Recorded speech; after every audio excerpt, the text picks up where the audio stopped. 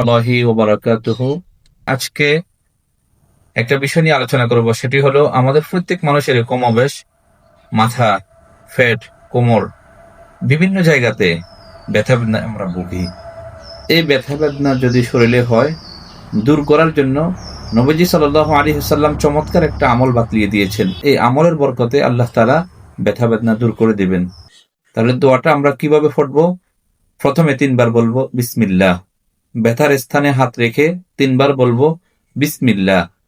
বিসমিল্লাহ বলার পরে ছোট্ট একটা দোয়া, আউযু বিইজ্জাতিল্লাহি ওয়া কুদরাতিহি মিন শাররি মা আজিদু ওয়া উহাযিরু। আউযু বিইজ্জাতিল্লাহি ওয়া কুদরাতিহি মিন শাররি মা আজিদু ওয়া উহাযিরু।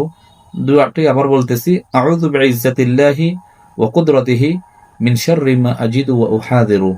ব্যথার স্থানে হাত রেখে ৭ বার যদি আমি এই দোয়াটা পড়ি, ইনশাআল্লাহ আল্লাহ তাআলা যে কোনো ব্যথা হোক, চাই মাথা ব্যথা, চাই পেটের ব্যথা, চাই হাঁটুর ব্যথা, কোমরের ব্যথা, যে কোনো ব্যথা বেদনা আল্লাহ সুবহানাহু ওয়া তাআলা দূর করে দিবেন। আল্লাহ তাআলা আমাদের সকলকে যে হাদিসটা নবীজি বলেছেন, আল্লাহ তাআলা আমাদেরকে আমল করার জন্য তৌফিক দান করেন।